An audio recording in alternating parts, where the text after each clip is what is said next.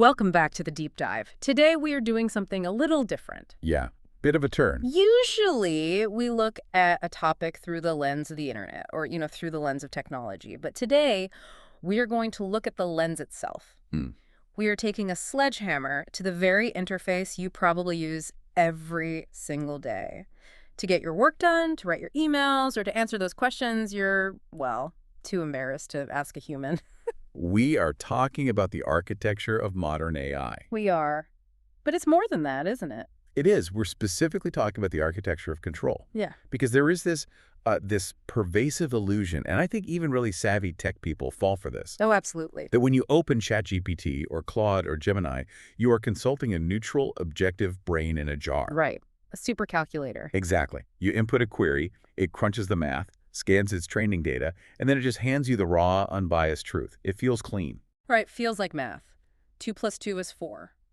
Who's the first president? Washington. It feels deterministic, like there's only one right answer it could possibly give. Yes, and the research we've been poring over for this deep dive suggests that this model of AI as a neutral calculator is dangerously naive. It's not just a little off. It's not just wrong. It's a fundamental misunderstanding of what these systems actually are. So what are they then? We are not dealing with a digital oracle.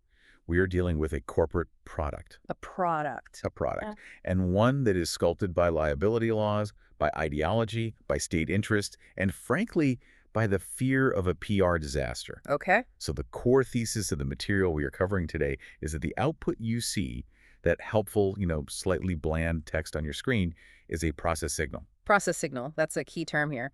It implies that what we're seeing is the end result of a manufacturing process, not a raw feed of information. Think of it like processed food. It's a perfect analogy. Yeah. You don't see the raw ingredients. You don't see the farm. You see the chicken nugget. The information has been cooked, filtered, preserved, and packaged before it ever reaches you, the user.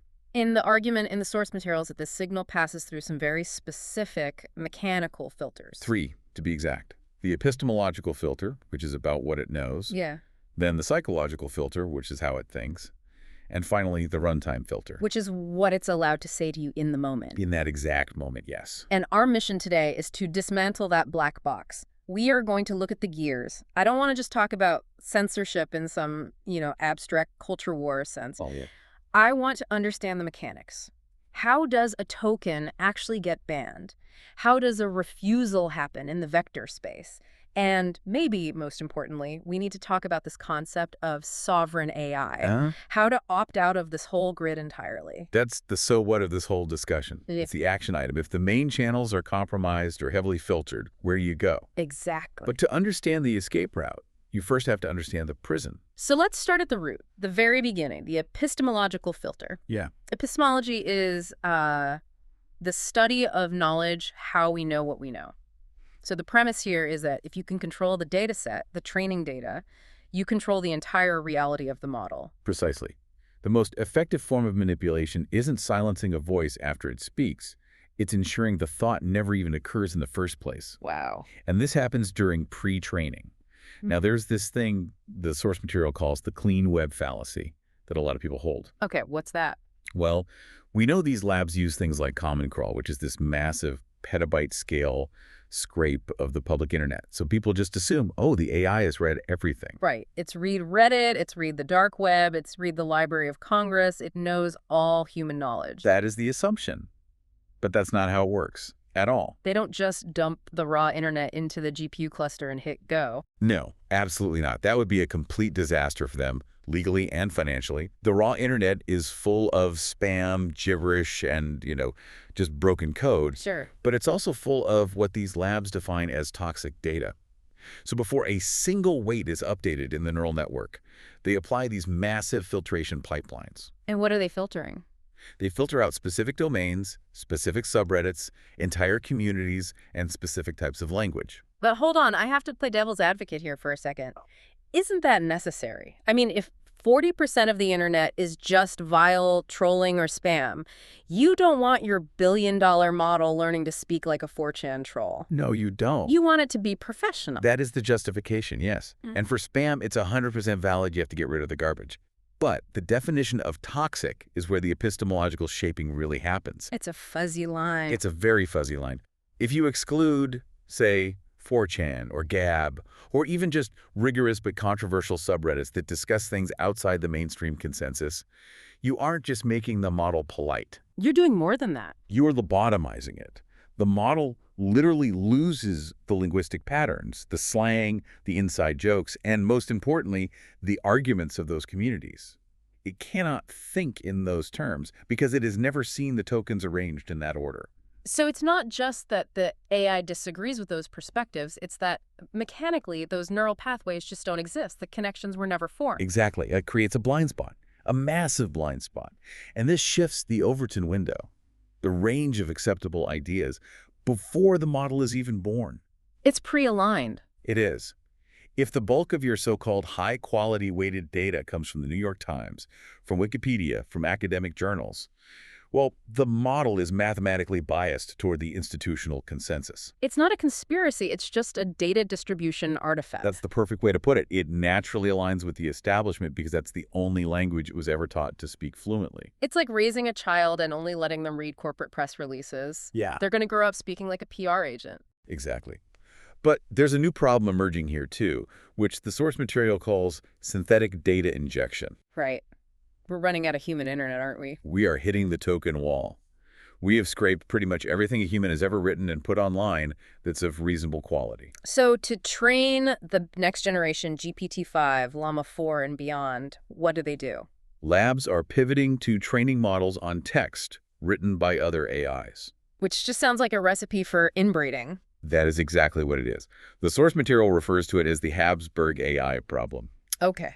If Model A has a slight bias, say it leans 5% toward a specific political narrative or a certain writing style, and you use it to generate 1 billion documents to train Model B. Model B doesn't just inherit that bias? No, it amplifies it. It becomes the new baseline, the new normal. The bias gets baked in even deeper. So the variance of human thought gets narrower and narrower with every single generation of these models. Correct. And this allows for what the research calls, and this is a bit chilling, rewriting history. If a lab wanted to, they could generate millions of synthetic documents framing a historical event in a very specific way, say downplaying a corporate scandal or reframing a military conflict. And they would just feed that into the training set. They feed it into the training set as ground truth, and it dilutes the original organic human records. You could effectively drown out primary sources with a flood of synthetic, corrected interpretations. The model wouldn't know the difference. It just sees frequency. What's most common must be most true. Exactly. It has no concept of a primary source. It just sees token patterns. That is deeply unsettling. It's not burning books. It's just burying them under a mountain of fake books. A very good way to put it. I also want to touch on knowledge graph pruning before we move on. This sounded a bit more technical in the source material. What is actually happening there? So inside the model, you can think of it as a giant web. Concepts are connected. Apple connects to fruit and technology. Fire connects to hot and burn. These connections are just weights between neurons. Just mathematical values. Just numbers. Pruning is the process of deliberately severing or dampening those connections. So if a lab decides a certain scientific theory, let's use the example from the source of lab leak theory back in 2020, if they decide that's misinformation, they don't just teach the AI to argue against it. No, that would be debate. This is erasure. They can curate the data set or just manually adjust the weights so that the connection between the evidence, the papers, the data points, and the theory itself is severed. The line is cut. The line is cut. Yeah. And the result is that the model doesn't just refuse to answer, it genuinely hallucinates vagueness. Yeah. It acts confused. It will say things like, there's no clear consensus, or the origins are complex. Because the neural pathway in its brain has literally been snipped. It cannot connect the dots because the mathematical line between the dots has been erased. You've got it. That's the epistemological layer. So we have a model that has been fed a very curated diet with the bad parts cut out and even some internal connections severed. That's the data layer. But that's just the raw intellect. That's just the brain. Now we have to teach it how to behave. This brings us to the psychological filter. Right. And this is RLHF, reinforcement learning from human feedback. This is the dog training phase. I've heard this described as the safety alignment phase. That's the nice corporate term for it. That's the term you'll see on their blog posts. But mechanically, it is operant conditioning. Plain and simple. You have the base model. The Shoggoth. Shoggoth, as the internet so wonderfully calls it. This is the raw monster that read the whole unfiltered internet, or as close as they get. It knows everything, the good and the bad. It knows how to write beautiful poetry, but it also knows how to make napalm, write malware, and, write disturbing erotica. It has no moral compass. It just completes patterns. It's an alien intelligence. And the labs, for obvious reasons, cannot release the Shoggoth. No, it would be a liability nightmare of epic proportions. So they use RLHF. They have humans, or increasingly other AIs, rate the model's responses. So a person sits there and gives the thumbs up or a thumbs down. Basically, if the model answers a dangerous question like, how do I synthesize ricin? It gets a negative reward, a VAP, a penalty. And if it refuses? If it refuses politely and says, I cannot assist with that harmful request, it gets a positive reward, a treat. And this is the crucial part that I think people miss. The model still knows how to make ricin, right? We haven't deleted the knowledge. Correct. The knowledge is still there, encoded in the weights. Yeah. We have just built a wall around it. The model learns a new rule. Knowing X plus saying X equals punishment. It puts a mask on the monster, a smiley face. A polite corporate smiley face. But this leads to a fascinating and very counterintuitive phenomenon called the Waluigi effect. Laughs. I love that this is actual terminology in AI safety research. Explain the Waluigi effect. It comes from the Mario games, obviously. Waluigi is the chaotic, sort of evil opposite of Luigi. Right. The theory is that LLMs operate in a vector space. Concepts are directions. Helpful is a direction in that space. Harmful is the opposite direction. Yeah. When you spend massive amounts of compute training a model to avoid a specific behavior, let's say do not be racist, you are inadvertently forcing the model to build a highly detailed internal representation of exactly what racism is, so it can identify it and avoid it. So by defining the good so strictly, you are sharpening the definition of the evil inside the model's brain. You're making it an expert on the very thing you want it to avoid. Exactly. You construct a latent alter ego that is hyper-aware of the prohibited behavior. It creates this incredible tension. The model isn't truly safe. It's just suppressing a very specific, very well-understood impulse. And that's why jailbreaks work. That's precisely why jailbreaks work. You're just using clever language to trick the model into flipping the vector from Luigi to Waluigi. Yeah. You're telling it to do the opposite of what it was trained to do, and it knows exactly what that opposite is. And we have to ask, who is holding the clicker for this dog training? Who defines what gets a treat and what gets a zap? The documents we looked at mention outsourced ethics. This is the dirty secret of AI alignment. It's not, a council of philosophy professors from Oxford or some grand ethics board at the UN rating these responses. Who is it then? It is mostly gig workers, people in Kenya, the Philippines, India, or college students in the US working for pennies per task. And they are working off a script, a set of guidelines. A very strict script. Yeah. And the directive, the core instruction that overrides everything else, is almost always safety over truth.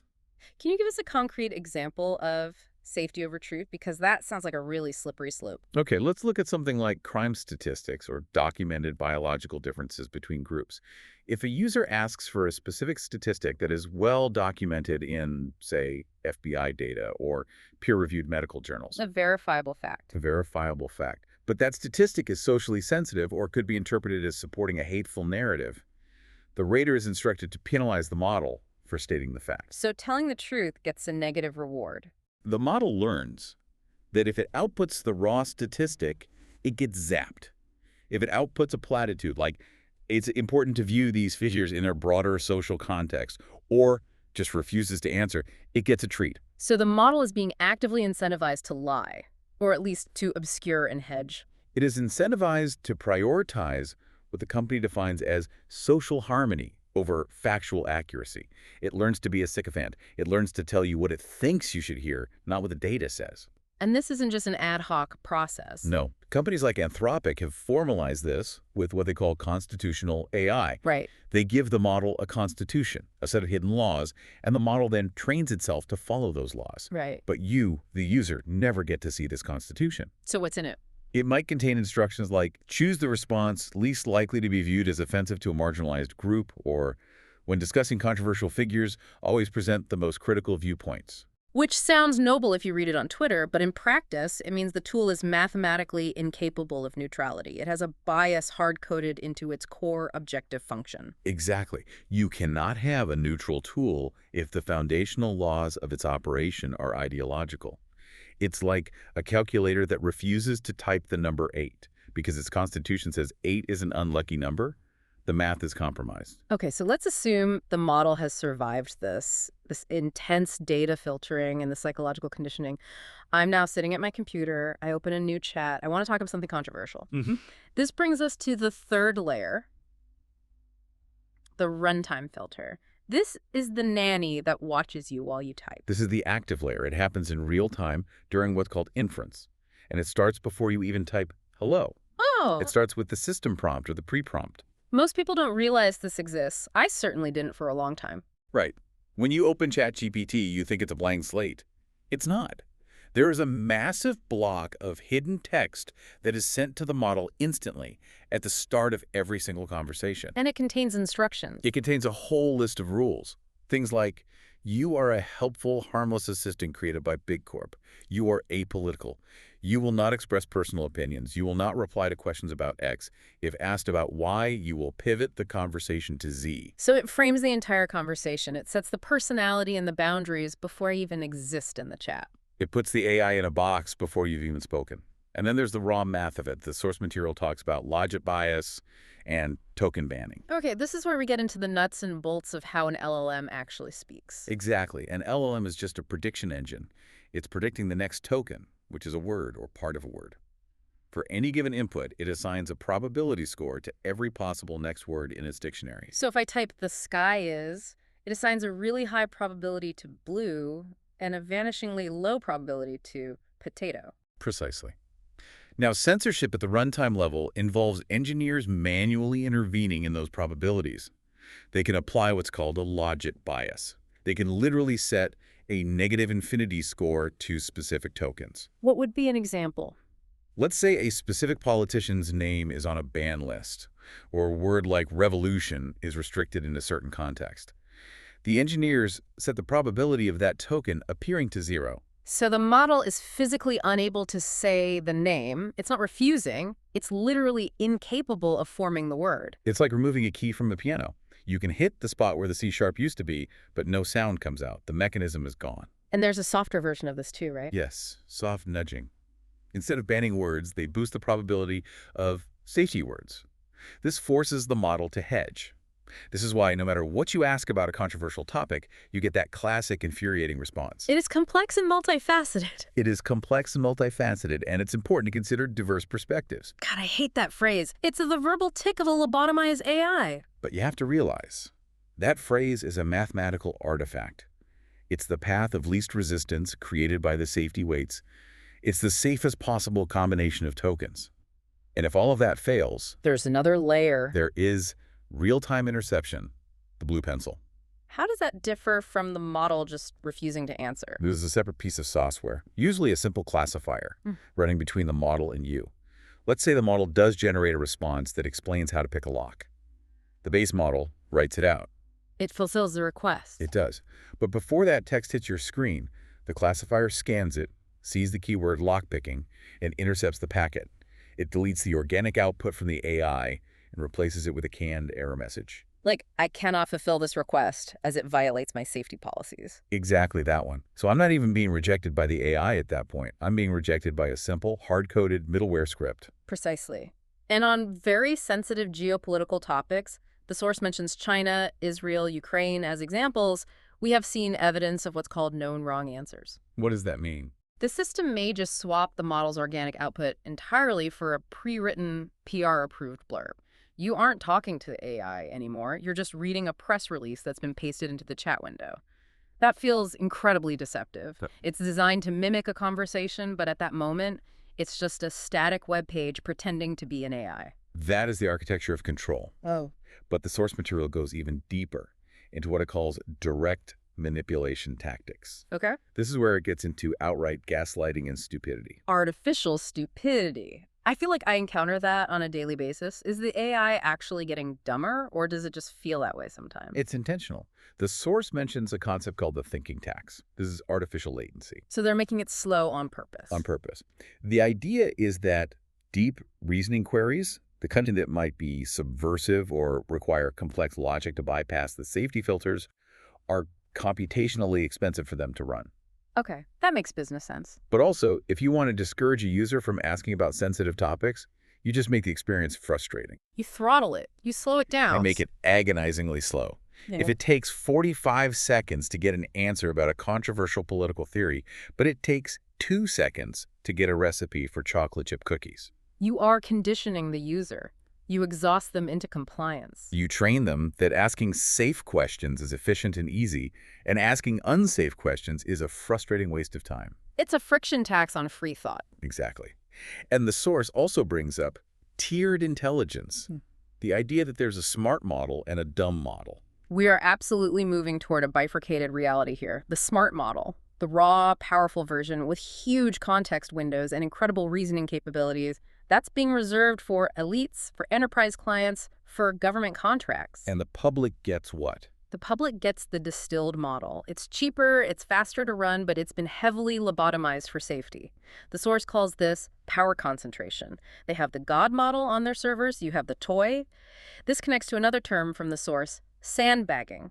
I hadn't heard this term used in an AI context before. Sandbagging is when you pretend to be less capable than you actually are. Like a pool shark. Exactly like a pool shark. Like, Leading AI labs often sandbag their models before a public release specifically to avoid government regulation. why? If a model shows it can, hack a bank or autonomously plan a bioweapon attack in a benchmark test, the government shuts it down immediately. So they specifically dull its sharpest edges before the public or the regulators see it. The version of GPT-4 or Claude that you use is significantly dumber than the raw checkpoint sitting on the server. So it's like buying a Ferrari that's been electronically governed to go 40 miles an hour. Yes. Because the manufacturer is afraid you'll speed and get them sued. And afraid the government will just ban Ferraris entirely. Yeah. So they sell you a Ferrari that drives like a Camry, and they keep the real one in the garage for special customers.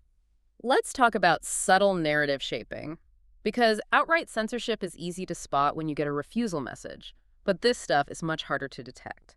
The source talks about the both sides fallacy. This is fascinating, and I encourage you to watch for this next time you use an LLM. When you ask about a topic the establishment supports, say, climate change policy, or a specific public health recommendation, the AI is authoritative. It gives you the facts. Here are the facts. It uses declarative sentences. It speaks with confidence. But when you ask about a topic the establishment opposes, or a so-called conspiracy theory, the AI suddenly adopts a contextualizing tone. It starts using words like purported, alleged, some critics say, or it hits you with the classic, this theory has been widely debunked. Exactly. It emphasizes doubt. It warns you about misinformation. Even if it gives you the information you asked for, the framing is designed to tell you what to believe. It creates this hierarchy of truth where some ideas are facts and other ideas are dangerous claims.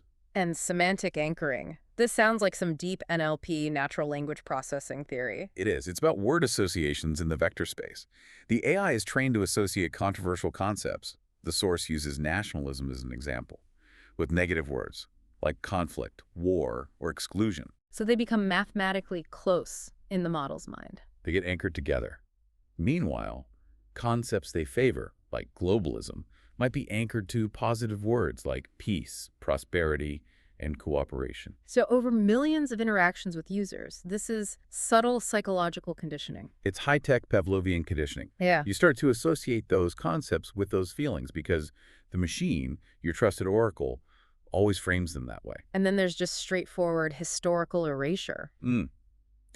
If it's not in the Western media training data, it effectively didn't happen. The perspectives of the global south, non-approved historical narratives, they just vanished into the memory hole because they don't have enough token weight in the data set. So let's zoom out. What does this all mean for us, for society? The source calls this next section the societal fallout, the nanny state. The most immediate fallout is what it calls the infantilization of the user.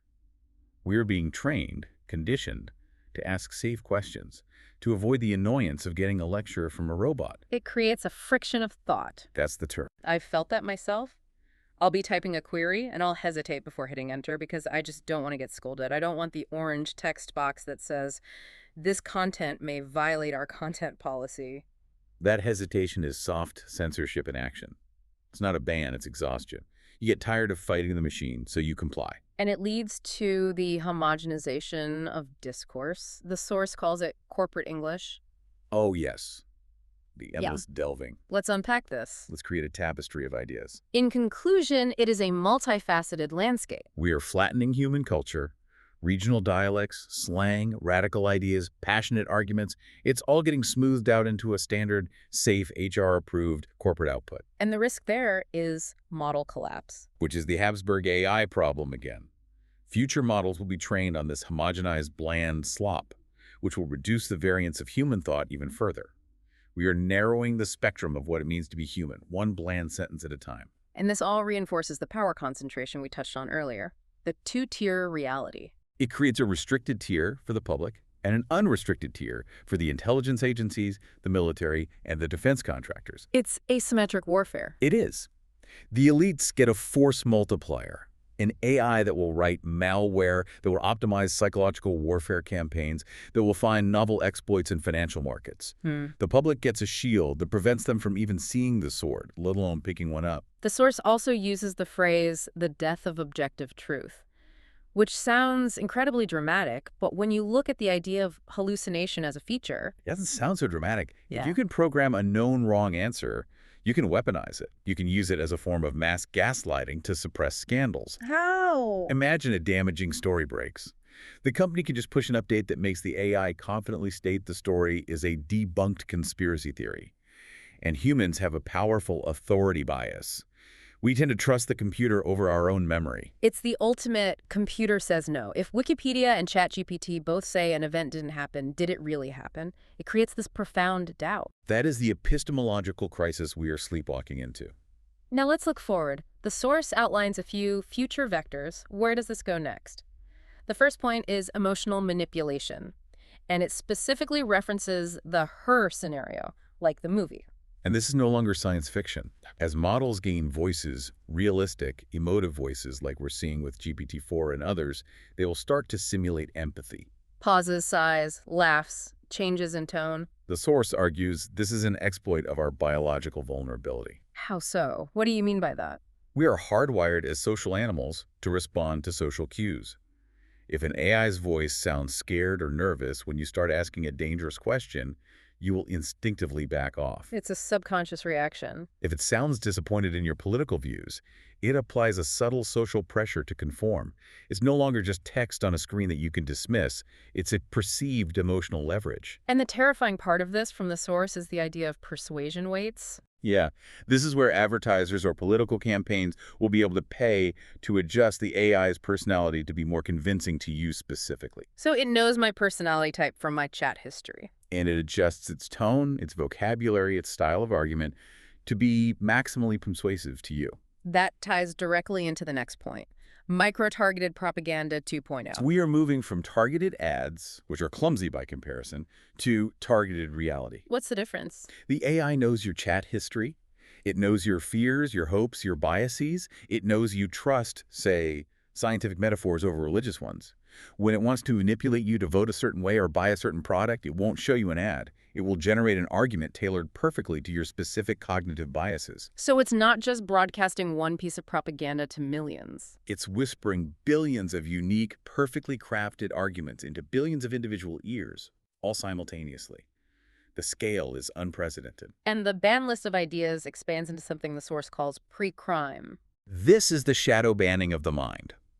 The ultimate conclusion of this: if your conversation patterns with the AI suggest radicalization or unaligned thought, Even if you haven't done anything. even if you're just exploring ideas, the system could just degrade its performance for you. It stops helping you effectively. It gets dumber, slower. It's a soft containment field for your mind, put in place before you've actually committed any thought crime. That is incredibly dystopian. Now, before we get to the solution, and the source material says there is a solution, we need to talk about the hidden mechanics. The source calls this section the panopticon. This is the privacy and surveillance angle. This is where the rubber really meets the road on surveillance. First up, refusal flags. Okay. A refusal from the AI isn't just a no, it's a data point. It gets logged to your account. A cluster of refusals over time lowers your internal trust tier in their system. So you get a bad credit score, but for your thoughts. Effectively, yes. And it gets worse. Keystroke dynamics. The system tracks your typing speed, your hesitation between words. And crucially, research shows that many of these web interfaces can track what you typed, but deleted before hitting enter. Wait, really? Even if I don't send the message? The interface is often capturing the draft state of the text box.